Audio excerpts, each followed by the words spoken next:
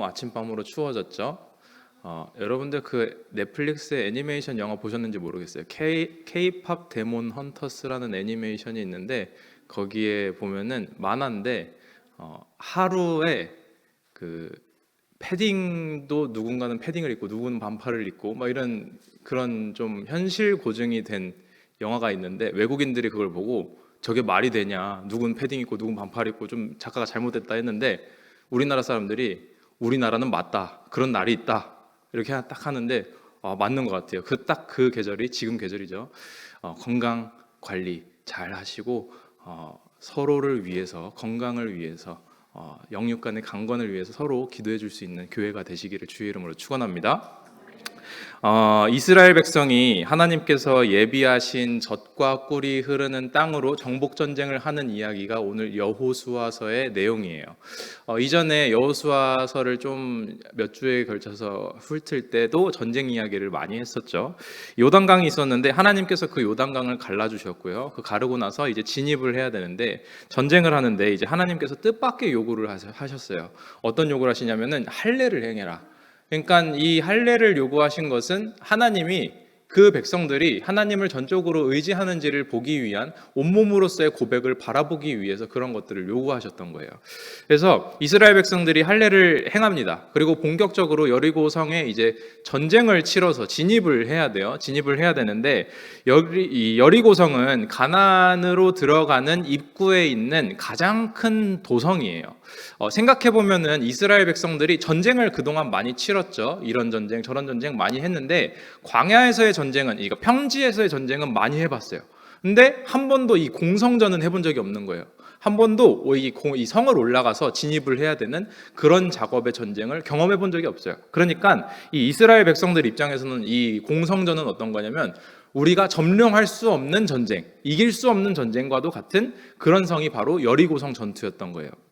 근데 이거를 하나님이 처음부터 이건 나의 싸움이야, 너희의 싸움이 아니야 라는 거를 보여주시기 위해서 이게 아주 기이한 퍼포먼스 하나를 요구하십니다. 그게 여러분들이 잘 알다시피 성을 이제 하루에 한 바퀴씩 도는 그런 일을 요구하시죠. 그러니까 제사장이 앞에서 나팔을 붑니다. 그리고 뒤에서 이제 백성들이 따라가는데 그 가운데 뭐가 있냐면 여호와의 궤를 중간에 놓고 앞뒤로 제사장과 백성들이 이렇게 동그랗게 이제 따라가는 거예요.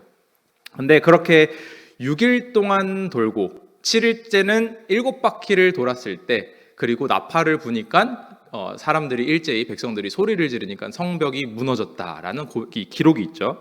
그러니까 하나님이 아주 이 기이한 퍼포먼스를 요구하셨는데 이 기이한 퍼포먼스에 대해서 이 백성들이 또 순종을 해요. 순종을 하고 성벽이 무너졌더라라는 게 오늘 본문 원래 1절에서부터 끝까지의 말씀입니다. 오늘 이 부분에 대해서 하나님이 여리고성을 어떻게 무너뜨리셨는가에 대해서 얘기할 때 순종에 대한 이야기를 하려고 하는데 그 전에 먼저 살펴볼 지점이 있어요. 오늘 말씀 12절 13절 말씀 같이 한번 합독하시겠습니다. 12절 13절 시작. 또 여호수아가 아침에 일찍이 일어나니 제사장들이 여호와의 궤를 메고 제사장 7은 양각 나팔 7을 잡고 여호와의 궤 앞에서 계속 행진하며 나팔을 불고 무장한 자들은 그 앞에 행진하며 후군은 여호와의 궤 뒤를 따르고 제사장들은 나팔을 불며 행진하니라. 아멘. 이 여리고성을 무너뜨리기 위해서 이스라엘 백성이 한 거라곤 그냥 행진한 거밖에 없어요. 행진한 거밖에 없는데 이때 이 행렬을 볼 필요가 있다는 거죠. 이 행렬. 방금 얘기했듯이 제사장이 맨 앞에 갑니다. 나팔을 불면서 맨 앞에 가요. 그리고 뒤에는 누가 있댔죠? 누가 따라와요? 백성들이 따라가는 거예요. 근데 그 중간에 뭐가 있다 그랬죠? 여호와의 궤가 있다 그랬어요. 이 말뜻은 무슨 말이냐면은 순종도 중요해요. 순종도 중요한데 그들의 삶 가운데 하나님이 중심이 있었다. 이 이야기가 굉장히 중요한 이야기예요. 하나님의 중심에 된 삶이 그들 가운데 있었다라는 것을 상징적으로 보여주는 거예요. 그러니까 이거를 그냥 어떻게 주문처럼 돌았더니 성벽이 무너졌더라라고 보시면 안 되고 하나님 중심이 된 그들이 하나님 말씀에 순종했더니 성벽이 무너졌더라라는 것으로 봐야 된다는 거예요. 그런 면에서 오늘 우리에게 하시는 말씀, 당신의 삶 중심에는 무엇이 있습니까? 여러분의 삶의 중심에는 뭐가 가장 중요한 가치를 차지하고 있냐는 거예요. 그 전에 내가 주인이었어요. 하나님 중심이어야 되는데 내 스스로가 주인이에요. 내가 하고 싶은 취미 생활이 주인이에요. 내가 좋아하는 것들이 주인이 되는 거예요.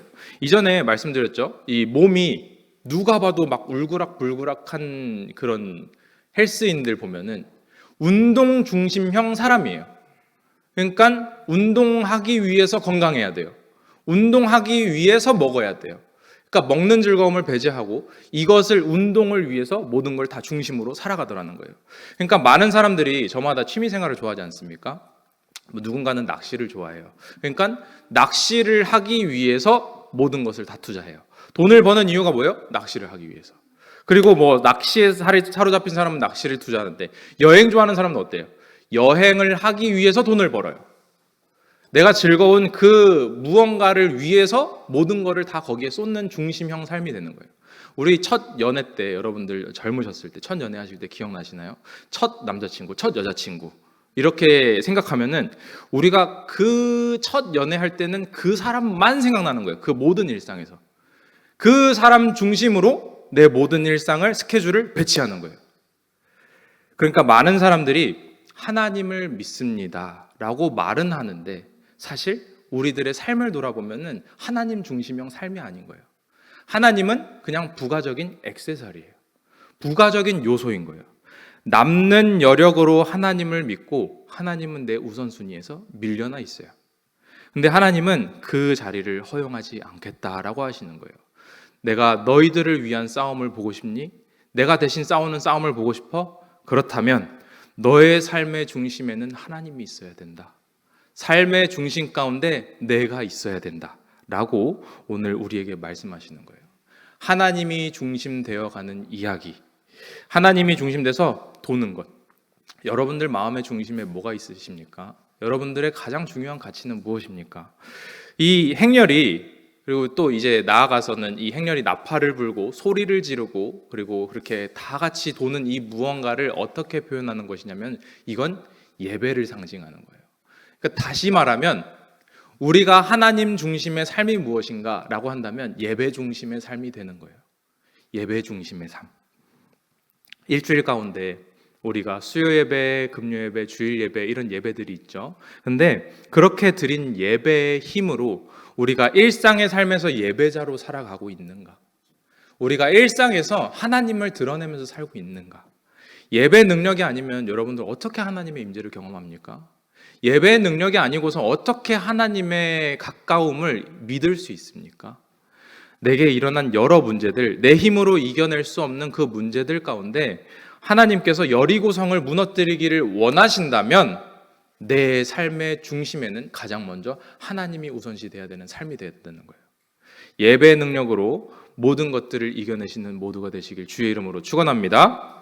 저는 이제 모태신앙이잖아요. 태어나고 보니까 아빠 엄마가 이제 하나님을 믿어요. 그리고 나서 태어나서 또 얼마 시간이 지나지 않았는데 아빠가 목사님이 돼 있는 거예요.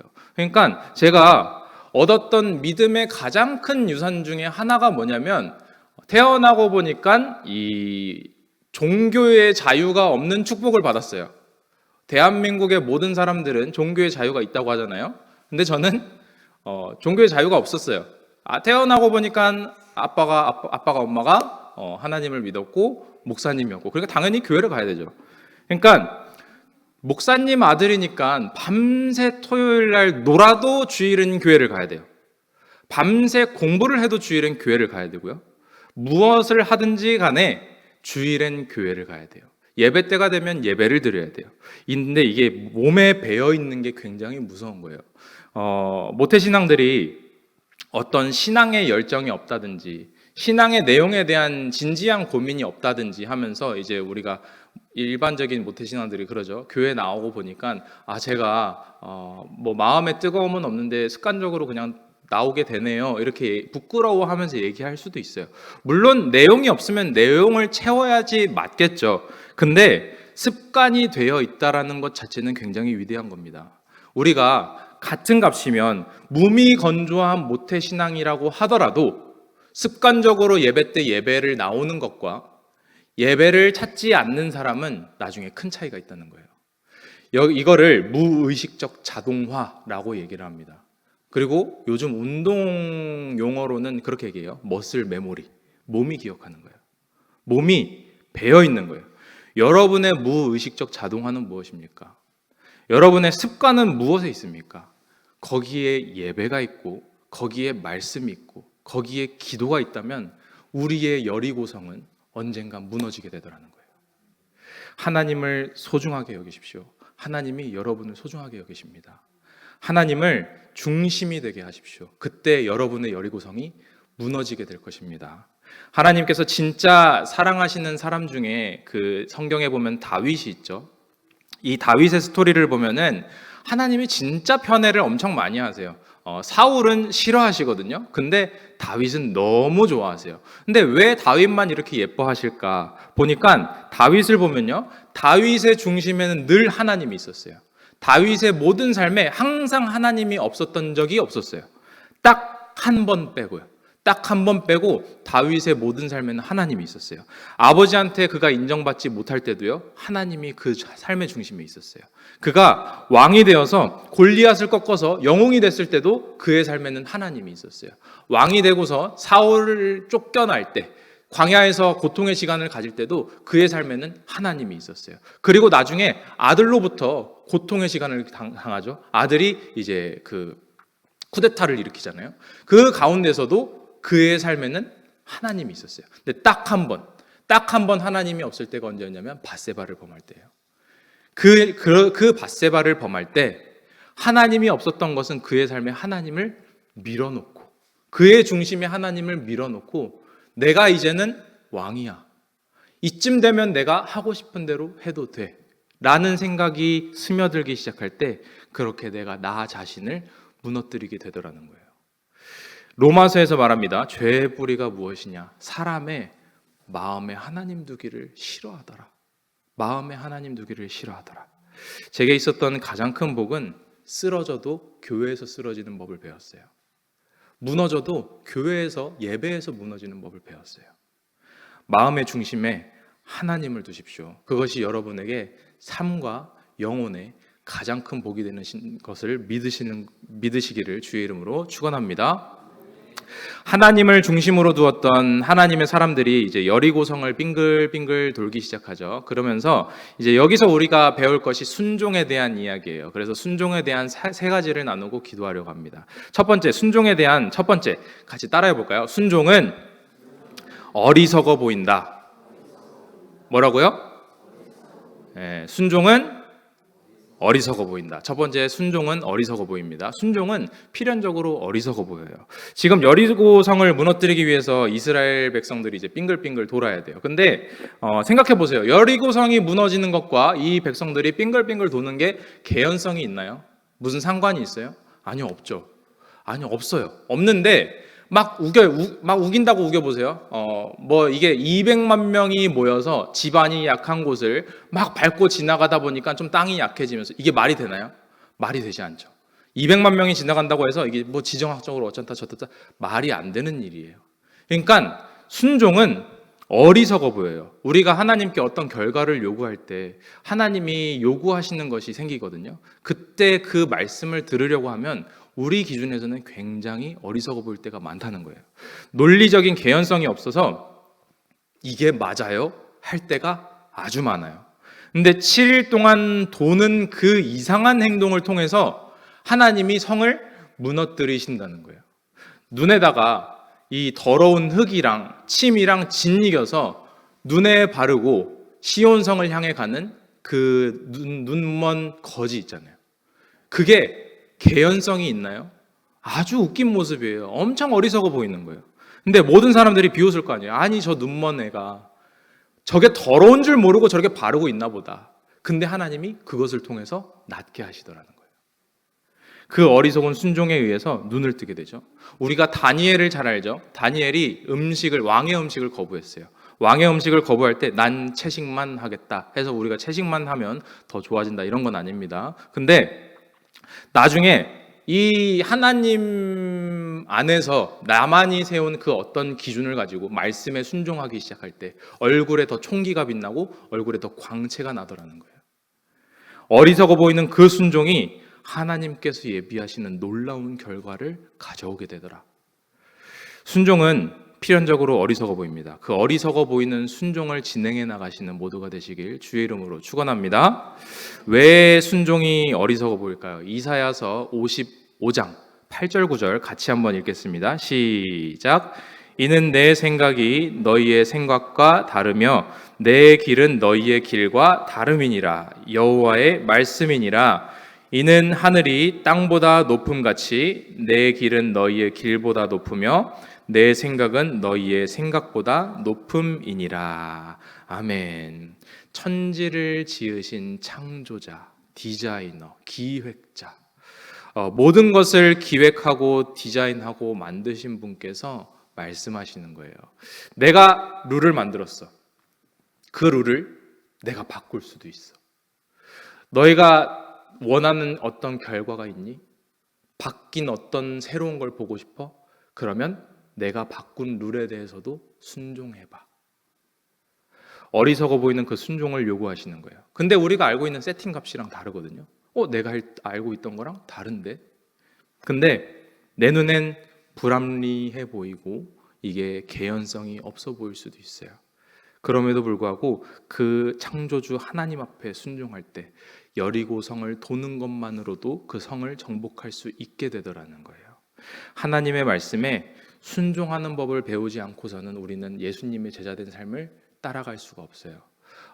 한 중세에 한 카톨릭의 수도사가 굉장히 유명했어요. 그 수도사가 이제 제자들이 막 따라가겠다고 그렇게 난리를 치는데 수많은 제자들이 따라가겠다 그러는데 그 중에 딱 한 명만 뽑겠다라고 해서 이제 많은 방법을 통해서 딱 2명을 걸러냈어요. 2명을 걸러낸 상태에서 이제 2명을 데리고 가서 배추밭에 데리고 갔다 그래요. 배추밭에 데리고 가서 이보게 이 자네들 둘은 오늘 하루 종일 이 배추밭에 배추를 심게나. 단 조건이 있네. 배추를 거꾸로 해서 심도록 하게라고 요청을 했어요. 근데 이때 이 둘이서 배추를 막 심는데 한 명은 평소에 센스도 있고 재주도 있고 좀 똑똑했던 청년이었어요. 그래서 이 청년이 이거는 해도 하고 알아들으라는 테스트일 거야 라고 스스로 생각을 한 거예요. 그러니까 배추를 거꾸로 심는 바보는 없어 라고 생각하고 본인이 올바르게 심었다고 해요. 근데 반대쪽에 딱 한 명은 좀 바보 같았는지 아니면 좀 우직한 사람이었는지 그대로 거꾸로 심었다 그래요. 나중에 이제 스승이 왔어요. 스승이 와서 한 명은 올바로 심고 한 명은 거꾸로 심었어요. 그걸 보더니 이 올바로 심은 청년에게 스승이 말하는 거예요. 자네는 돌아가도록 하게 라고 하니까 이 청년이 화를 내는 거죠. 왜요? 저는 제대로 알아듣고 스승님의 말을 이상하게 해도 잘 올바로 심었다고 생각합니다 라고 하니까 이 스승님이 이런 얘기를 하는 거예요. 그리스도의 제자는 순종이 필요하다네. 농사를 잘하는 자네는 가서 농사꾼이 되는 게 좋겠네 라고 말을 했다는 거예요. 하나님의 아들이 우리를 위해서 십자가에 죽으신 것은 절대 합리적이지 않습니다. 모든 사람들이 자기를 드러내고 싶어 하는 가운데 나를 부인하고 내가 가지고 있는 모든 것을 나눠주는 그 하나님의 말씀은 사실 합리적인 부분이 하나도 없어요. 근데 예수님의 십자가의 길을 따라가는 사람들에게 요청되는 것은 그 불합리해 보이는 것, 어리석어 보이는 것 같은 그것을 순종하는 자세입니다. 내 삶의 상황과 말씀을 사이에 두고 합리적이냐 불합리적이냐를 따지지 않고 예수님과 같은 무조건적인 순종을 보이시는 모두가 되시길 주의 이름으로 축원합니다. 순종에 대한 첫 번째는 순종은 어리석어 보인다라는 거였어요. 그리고 두 번째는 뭐냐면 따라해 보실까요? 말이 많으면 순종할 수 없다. 말이 많으면 순종할 수 없다. 오늘 10절 말씀 같이 읽겠습니다. 10절 오늘 본문 말씀 10절 같이 읽겠습니다. 시작. 여호수아가 백성에게 명령하여 이르되 너희는 외치지 말며 너희 음성을 들리게 하지 말며 너희 입에서 아무 말도 내지 말라. 그리하다가 내가 너희에게 명령하여 외치라 하는 날에 외칠지니라 하고. 이 여리고성을 돌 때 이렇게 얘기하죠. 너희는 외치지 말며 음성을 들리게 하지 말며 너희 입에서 아무 말도 내지 말라. 무슨 말이냐면 입 닫고 걸어라 라고 하는 거예요. 왜 그럴까요? 왜냐하면 겉으로 볼 때 어리석어 보이는 순종을 할 때 우리가 말이 많으면 그 원하는 순종까지 다다를 수가 없기 때문입니다. 우리가 말을 많이 하면 어떤 말을 하게 되죠? 불평불만을 하게 되는 거예요. 좋은 말을 할 수가 없어요. 왜냐하면 이 행동이 어리석어 보이거든요. 근데 이 자기만 불평불만을 하는 게 아니라 이게 또 전염이 엄청나게 빨라요. 불평불만이 확산되기 시작하는 거예요. 공동체적인 불평불만을 하기 시작하는 거예요. 이 불평불만하는 사람의 악한 부분은 자기는 그 대안을 내서 방법을 제시할 힘도 없으면서 모두를 죄짓게 만드는 그런 나쁜 모습이 있다는 거예요. 자기 마음만 무너지는 게 아니에요. 주변 마음을 모두 무너뜨리는 거예요. 근데 하나님께서 원하신 그 7바퀴의 분량을 다 채우기 위해서는 우리는 불평불만, 말을 많이 하는 사람은 그 순종의 분량까지 채울 수가 없다는 거예요. 순종은 하나님의 역사하심과 비례하지가 않아요. 무슨 말이냐면은 이제 내가 하나님 앞에서 순종하는 만큼 하나님이 역사하시는 게 아니더라는 거예요. 그러니까 예를 들면은 이틀을 돌았더니 성에 문짝이 떨어졌어요.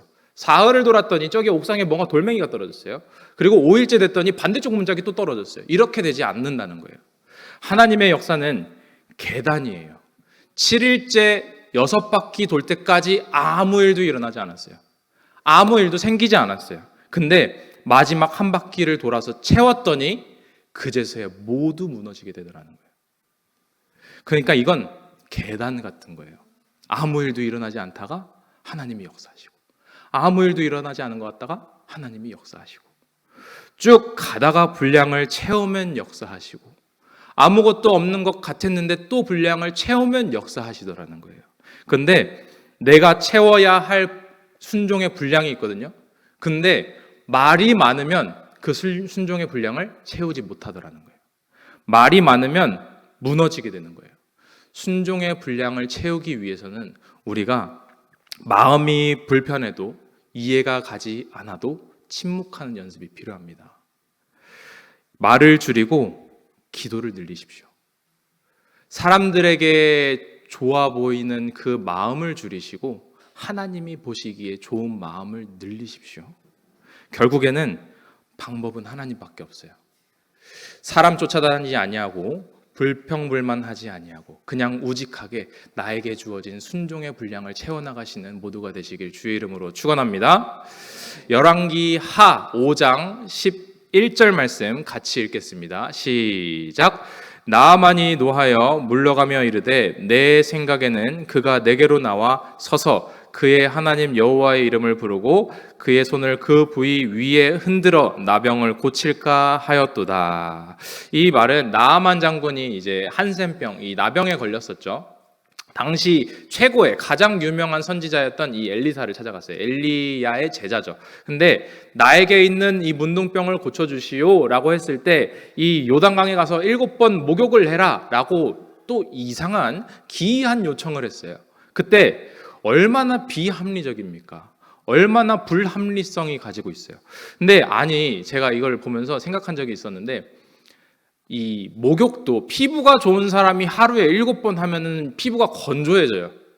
근데 이 나아만의 한센병 이게 7번 씻는다고 낫겠냐고요. 이 문둥병이 있는데 1번, 2번, 3번, 4번, 5번, 6번 목욕할 때까지 아무 일도 일어나지 않았어요. 근데 나아만 장군이 얘기하죠. 이게 뭐야?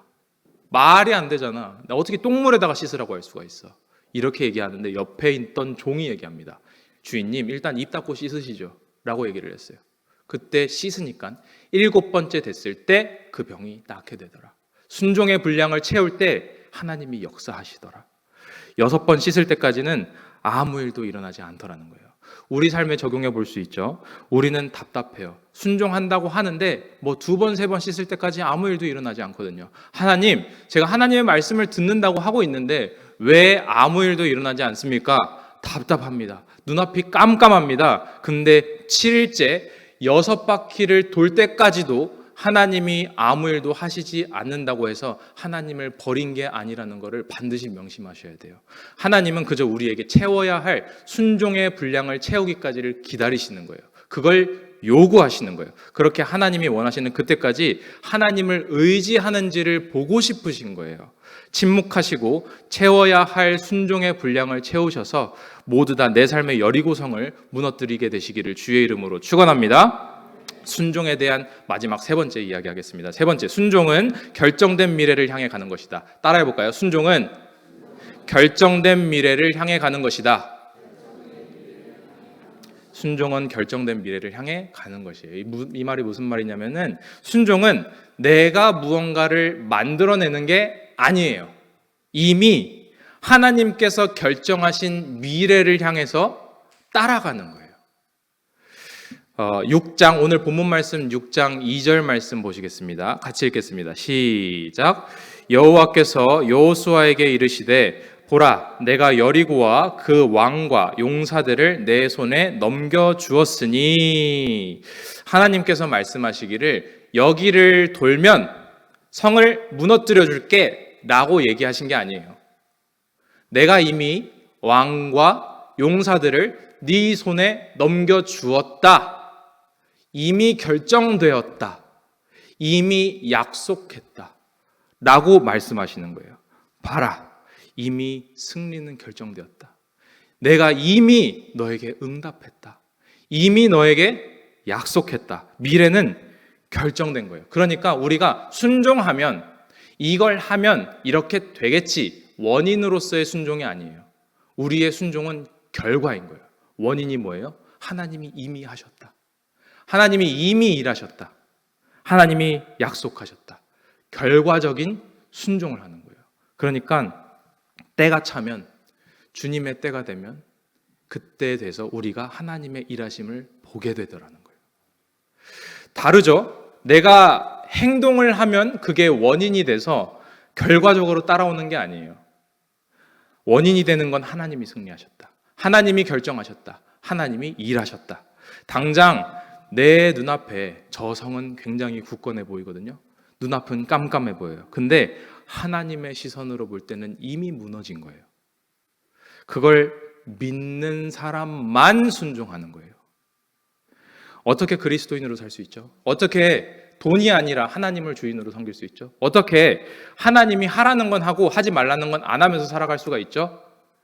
하나님께서 아들 예수 그리스도를 십자가에 못 박으시고 죽이시고 부활시키셔서 이미 결정하셨어요. 너를 살리겠다. 너를 사랑하겠다. 너를 구원하겠다.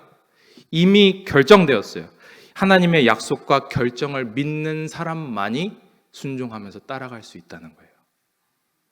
우리 삶 가운데 많은 여리고성이 있죠. 내 삶에 내가 해결하기 힘든 어려운 문제들이 있고요. 무너뜨리기 힘든 여리고성들이 있을 거예요. 근데 믿으십시오. 하나님께서 이미 여러분들의 여리고성을 무너뜨리셨습니다. 이미 하나님이 여러분의 인생에 가장 좋은 것들을 예비해 놓으셨습니다. 믿음으로 순종하면서 따라간다면 그 순종의 분량이 채워질 때, 하나님의 때에 여러분들이 눈으로 목도하게 되는 거예요. 당장 눈앞이 깜깜하고 막막하더라도 여리고성이 무너지는 것을 보게 되기까지 믿음으로 순종하며 살아가는 모두가 되시길 주의 이름으로 축원합니다. 말씀을 정리합니다. 그 요리할 때 레시피라는 게 있죠. 요리사들이 이 레시피라는 거를 두고 재료와 요리를 만드는 방법들에 대해서 이제 정리하는 것들을 이제 레시피라고 하죠. 마찬가지예요. 오늘 본문은 여리고성을 무너뜨리는 레시피에 대한 이야기예요. 하나님이 여리고성을 무너뜨리실 때 어떤 레시피를 쓰시는가? 가장 먼저 말씀드린 게 하나님 중심이 되는 삶.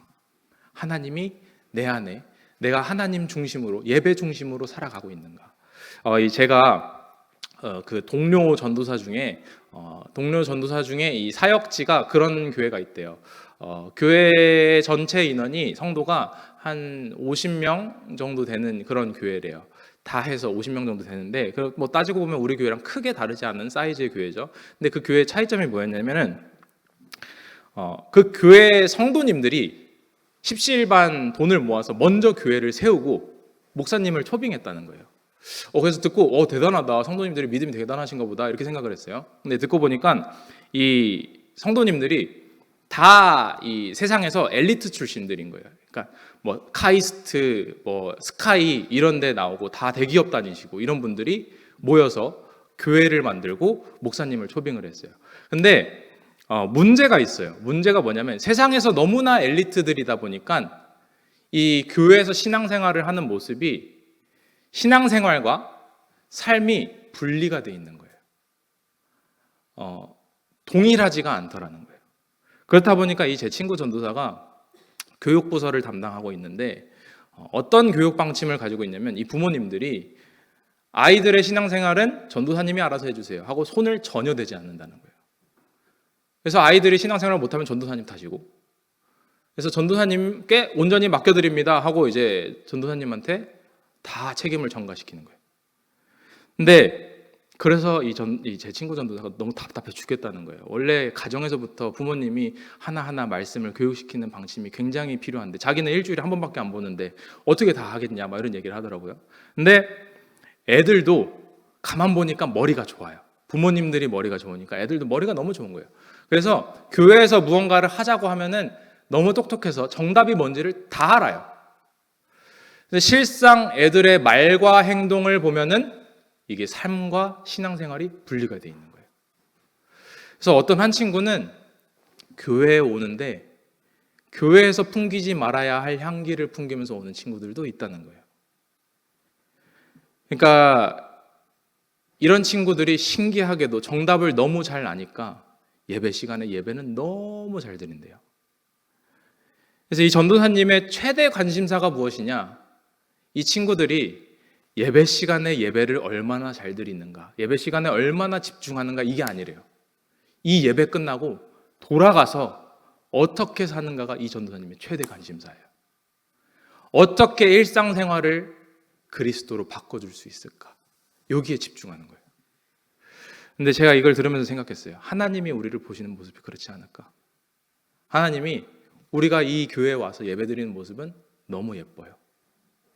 예배는 너무 잘 드려요. 근데 삶으로 돌아가서 담배를 피는지, 술을 마시는지, 다른 풍기물난 죄를 저지르는지, 음주 가물을 즐기는지, 하나님의 관심사는 거기 있는 거예요. 하나님 중심의 삶을 살고 있는가? 그게 첫 번째, 하나님이 여리고성을 무너뜨리는 첫 번째 재료는 하나님 중심된 삶입니다. 그리고 두 번째는 순종에 대한 이야기였죠. 이 순종의 첫 번째, 어리석어 보일 수 있어요. 두 번째는 꿋꿋하게 나아가는 침묵의 시간이 필요합니다. 그리고 세 번째는 미래에 대한 확신, 믿음, 하나님에 대한 믿음. 하나님이 약속하셨어. 일하실 거야. 하나님이 약속하셨어. 무너질 거야. 내 삶은 회복될 거야. 우리 가정은 회복될 거야. 왜냐하면 예수님이 나를 위해 죽으셨거든. 나는 그걸 믿거든. 그러니까 나는 순종할 거야. 오늘 말씀에 나타난 이 하나님의 레시피를 붙들고 하나님의 일하심을 향하여서 순종하며 나아가는 모두가 되시길 주의 이름으로 축원합니다. 이 시간 말씀 붙들고 기도하실 때 주님, 우리의 삶에 우리가 해결할 수 없는 여리고성을 무너뜨리신 하나님을 신뢰하며 찬양합니다. 우리의 모든 전쟁이 주님께 달려있음을 고백하게 하시고 그 어떤 것을 주님께서 요구하실 때 그것이 비록 불합리해 보이더라도 불평불만하지 않고 이미 주님이 나를 위해 승리하셨다는 주님의 약속을 끝까지 믿음으로 순종하며 나아가는 우리 모두 되게 하여 주시옵소서. 우리 주여 한번 부르고 기도하시겠습니다. 주여, 지금은 우리 주 예수 그리스도의 은혜와 하나님 아버지의 놀랍고도 지극하신 사랑과 성령님의 정력사 충만하심이 오늘 말씀을 듣고 내 삶에 언제나 하나님을 중심에 모시고 하나님의 약속의 말씀을 믿고 순종하는 믿음의 삶을 살리라고 마음에 결심하고 다짐하고 돌아가는 모든 자들 머리 위에 이제부터 영원토록 주 예수의 평강과 축복이 함께 있을지어다.